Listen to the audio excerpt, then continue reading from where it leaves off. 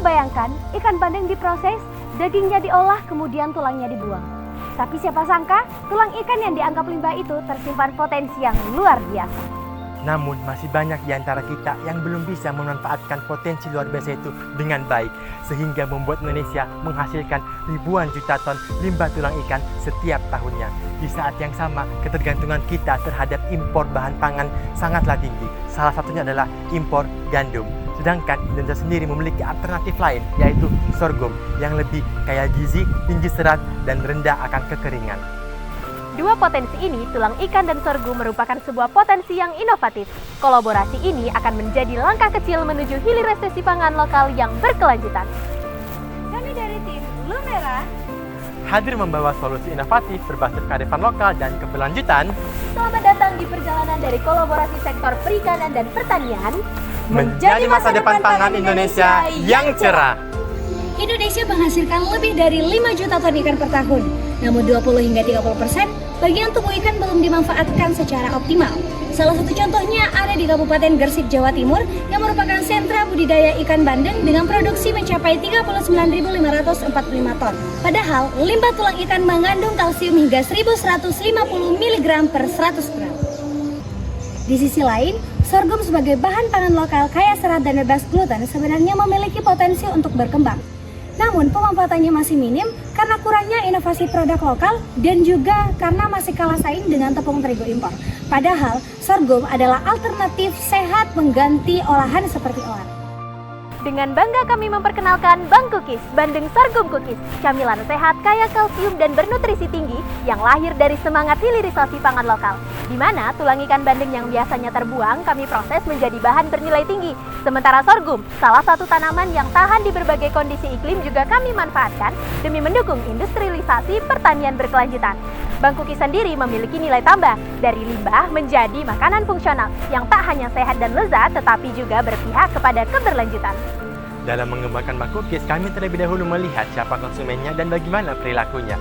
Yang pertama yaitu anak usia 17 hingga 20 tahun di mana hidup gaya serba praktis.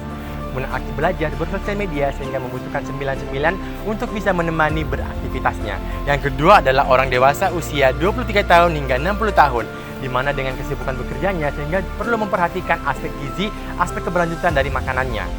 Dari situ terlihat adanya tantangan-tantangan terhadap cemilan yang ada di pasar. Konsumen merasa bosan terhadap cemilan yang itu-itu saja. Ibu-ibu merasa khawatir akan kandungan dan keamanan cemilan yang dikonsumsi oleh anak dan keluarga mereka. Masalah-masalah ini menimbulkan harapan terhadap konsumen akan cemilan yang sehat, yaitu kaya gizi, tinggi kalsium, dan kaya serat. Selain itu juga dibutuhkan cemilan yang ramah terhadap lingkungan dan transparan terhadap informasi-informasi kandungan yang ada di cemilan tersebut.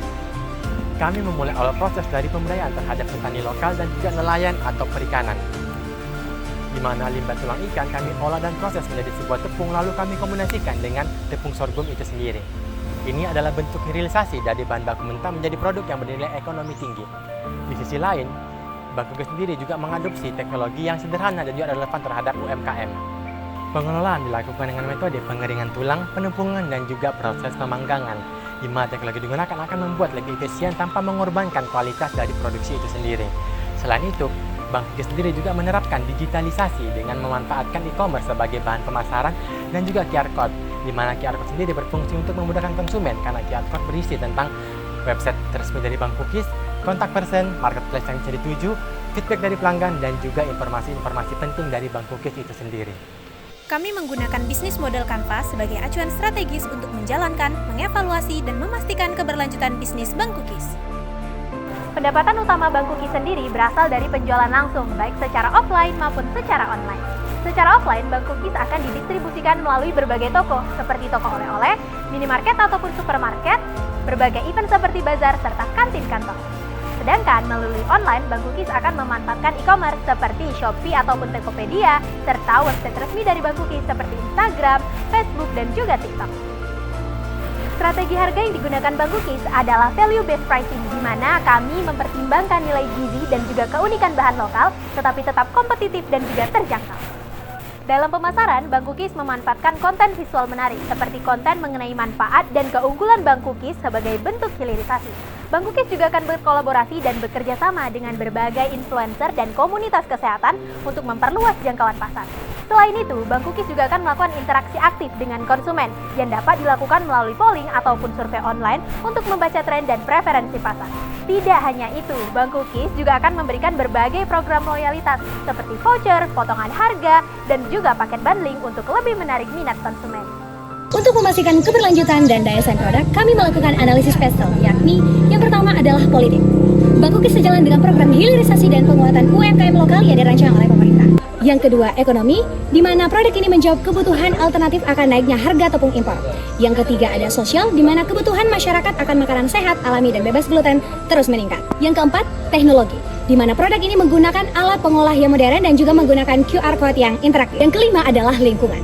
Produk ini mengurangi limbah tulang ikan bandeng dan juga memanfaatkan sorghum yang ramah iklim. Di sini kami juga menggunakan kemasan kraft yang mudah terurai dan ramah lingkungan.